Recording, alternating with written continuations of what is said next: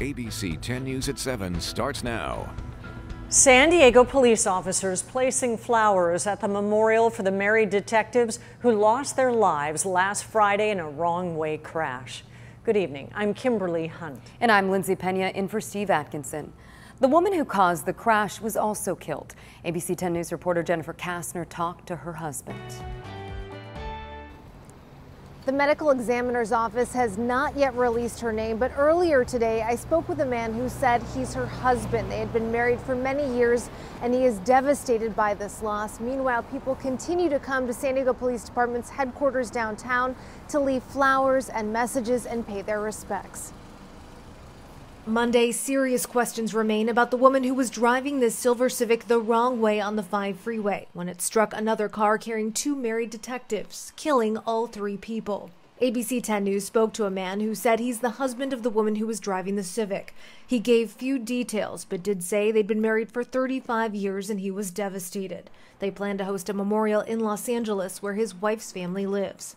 ABC 10 News viewer Chris Rios shared dashcam video from Friday morning showing when he drifted away from his lane on the 5 South by Dairy Mart Road to avoid colliding with the Civic being driven the wrong way northbound. Seconds later, the Civic slammed into the car that the married detectives were riding in. Rios had said that he was going about 75 miles per hour and the Civic was doing at least 100. This past weekend, a gathering to remember the fallen officers, Detectives Ryan Park and wife Jamie Huntley. Laugh when you can. Always try to find a reason to smile. That was Jamie, and that was Ryan.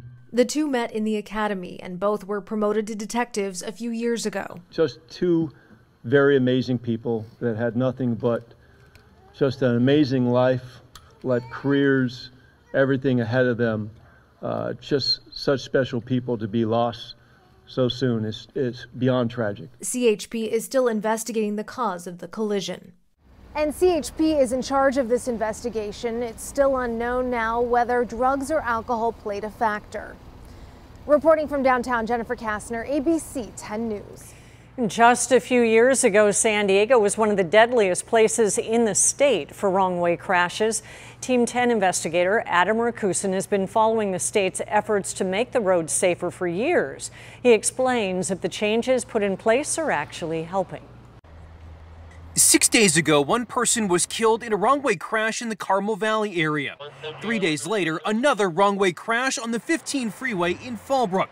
Just a few hours after that crash, 3 people, including 2 San Diego police officers, Detective Ryan Park and Detective Jamie Huntley Park, were killed by a wrong-way driver on the 5 freeway near the 905 transition ramp.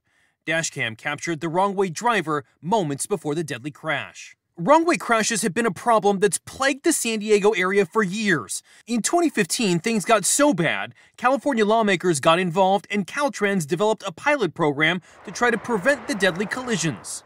Along Interstate 15, we'll have 60 off-ramps that will be augmented with additional signage as well as visual cues. Caltrans installed and tested 2-way reflective pavement markers that show white or yellow to right-way drivers and red to wrong-way drivers. There were also wrong-way signs at the off-ramp, do not enter signs equipped with LED lights flashing 24 hours a day, and active monitoring systems that use radar to detect wrong-way drivers. The results? We found that the 2-way reflective markers were the most effective at deterring wrong-way drivers. So before the study was even over, we started installing those along the state highway system. Kirsten Tomlinson is a public information officer with Caltrans. With the 2-way reflectors specifically, it reduced wrong-way driving incidents by 44%. Earlier this year, AAA and the NTSB warned of an increase in fatal wrong-way crashes across the country. Caltrans says the work continues in San Diego with a new pilot program aimed at preventing even more wrong-way drivers. Adam Rakusin, ABC 10 News. According to the California Highway Patrol, there were 299 wrong-way collisions on state highways in San Diego County just last year. Turning to coronavirus now, the number of people getting vaccinated in San Diego County has slowed down drastically. As ABC 10 News reporter Mimi Alcala explains, doctors are now focusing on those still hesitant to get the shot. More than 2 million San Diego County residents 12 and older have received at least 1 dose of a COVID-19 vaccine. Now vaccination sites across the county are seeing a steady decline in the number of people lining up to get a shot. There's been a decrease in the demand for the vaccines, and that is concerning. Our county's triggers dashboard is all green, meaning the health officer's order will be modified soon, a positive sign that things are looking up. We should also find out on Tuesday if San Diego County officially moves into the yellow tier. This would give businesses like restaurants, gyms, bowling alleys, and much more an opportunity to expand indoor capacity this week, days ahead of the June 15th full reopening date. But misinformation is still spreading, causing some to have real fears of the vaccines. Health professionals like Dr. Abby Olulade with Sharp-Reed Steely worry we could see problems returning if vaccine hesitancy continues while the state is reopening. The virus hasn't gone away. It's actually gotten worse. It's changed and is now more transmissible. She says one way to reach those still hesitant is by expanding the vaccine to be offered at primary care offices, although storage is still an issue. The mRNA vaccines require ultra-cold storage conditions, and so there has to be a shift towards that and providing that in doctors' offices. Primary care physicians are often a trusted person in their lives where they feel comfortable expressing their doubts and their fears. Dr. Olulade says having important conversations and answering real questions directly is likely the best way to get more people on board. We need to listen to people and to understand their reasons why in a very non-judgmental way. Mimi Alcala, ABC 10 News. Sharp Healthcare has administered nearly 600,000 doses since it started vaccinating San Diegans months ago. California has the lowest COVID-19 transmission levels in the U.S. The CDC categorizes low transmission when a state's 7-day case rate is under 10 per 100,000 residents, and its positivity rate is less than 5%. Among all the 50 states, only California and Vermont met these benchmarks.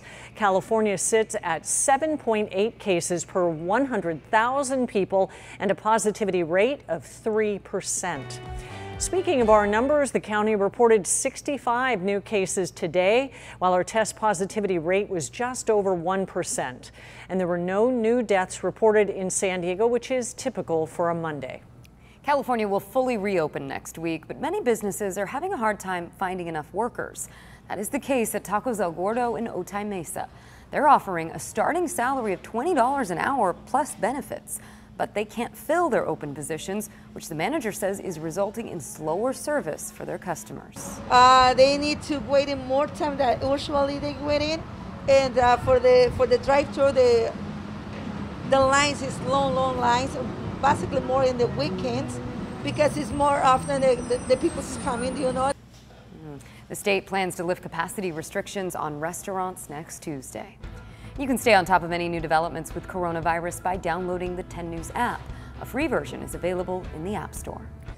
Tonight, the Chula Vista Fire Department is updating last month's fire that took the lives of 2 small children. 5-year-old Gabrielle and 4-year-old brother Joshua died when flames tore through their home on Coralwood Court. In an update, investigators say the fire started on the first floor in the front room of the home where the children were found. But the exact cause of the fire is still unknown. Another bluff failure has lifeguards warning people in Encinitas to stay away from the cliffs. A large chunk of sandstone gave way March 29th and slid onto Grandview Beach. This is just a few hundred yards south of where 3 women were killed in a bluff collapsed in 2019. Longtime residents say more needs to be done. I've seen fails and I've seen yellow tape before, but I've never seen anything that was just a big solid cube, big rock, a big boulder. And so I was pretty shocked.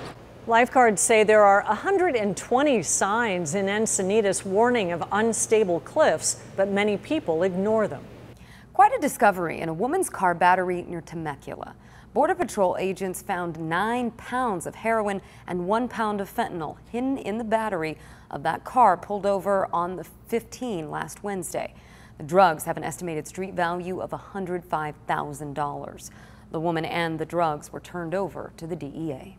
And the Border Patrol says it rescued 2 more people over the weekend trying to cross illegally into the U.S. On Friday, agents rescued a man lost on Otay Mountain who was coughing up blood. The 41-year-old from Guatemala was taken to the hospital for treatment of hypertension and dehydration. And yesterday morning, agents found a man in the wilderness in Jamul. The 27-year-old from Honduras was going in and out of consciousness and was also taken to an area hospital.